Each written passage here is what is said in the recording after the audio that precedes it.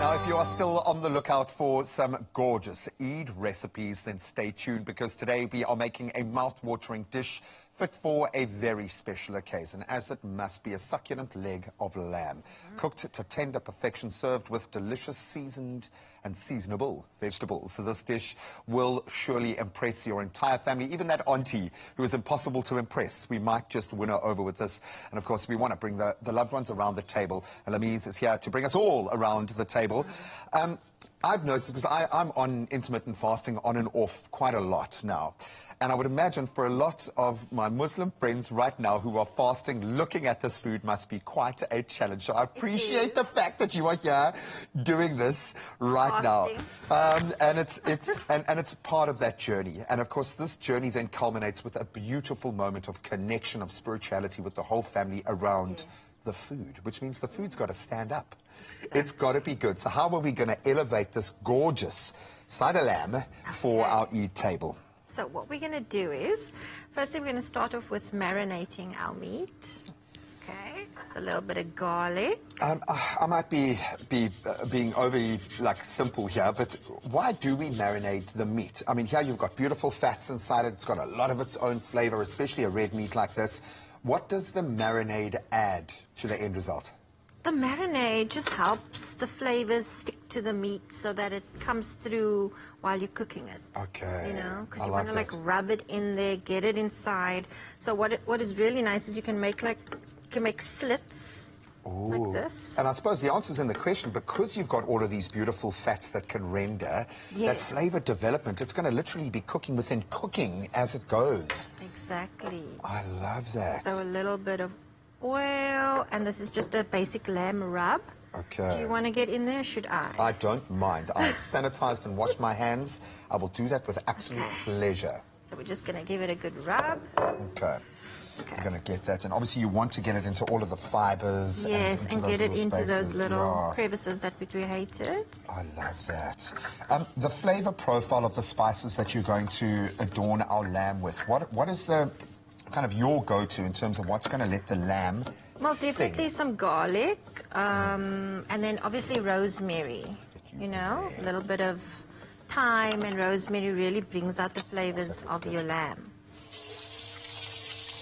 And I suppose there is a reason why we keep using these usual suspects for that, because they just sing. It works. Yeah. Absolutely love that. Then we're going to pop that in the oven. Okay, can I pop this in right now? In fact, I'm going to pop it across here. There we go. Now, I would imagine when you're developing flavors in a size of meat like this, you've got to be quite careful and kind of intentional about how you cook it.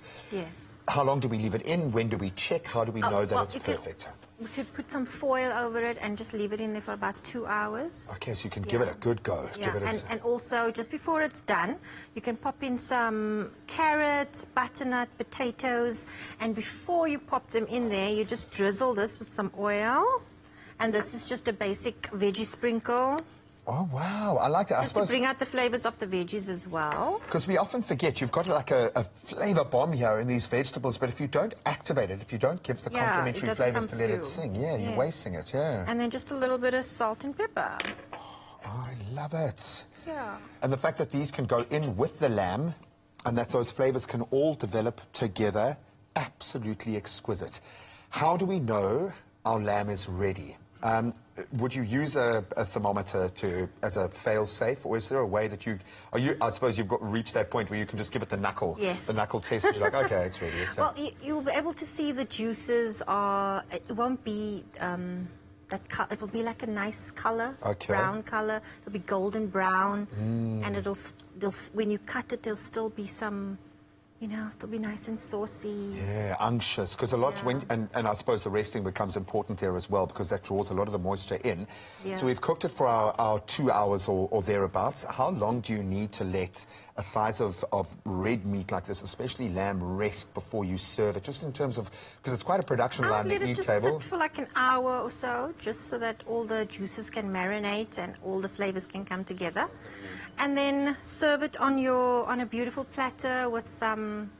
We could also do some squash on the side, which you could add some more veggies or corn, and then top it with some cheese and pop that in the oven as well. You know, when the cheese melts. For sure. And with some yellow basmati rice. It's exquisite. So I'm thinking Eid dinner table, absolutely amazing. But I'm thinking about the joy of the leftovers the following day. Oh my well, gosh. if they're going to be leftovers. Slice this up, put it in a flatbread or a pita bread. Absolutely amazing. That's why I came on board here, because I saw this is reminding me of one of those big Sunday meals that you make with the family, which always reminds you of the leftovers. For Monday's lunch. Exactly, and that got me excited because I would do so many different things with this, because I knew, firstly, I'm getting my protein in, so that means gains for the week coming from the lamb, but also the great carbs. So I don't know if you've ever done this, but this is a great way to make like a proper like club sandwich. Is you take your, if it's a potato or anything that's sort of like a starchy, right, and you plonk that on top of your meat and then you sandwich it.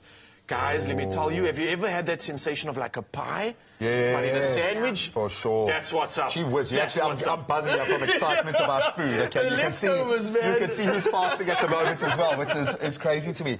I think while we've got you here to plug into, and again, I've got to say thank you for fasting while we are dealing with so much food. Putting it through the most, eh? I know, this is, it really hit me this morning. I was like, oh my word, this is quite a thing. But you've done this before. There is a lot of expectation on your shoulders in terms of getting the Eid table right.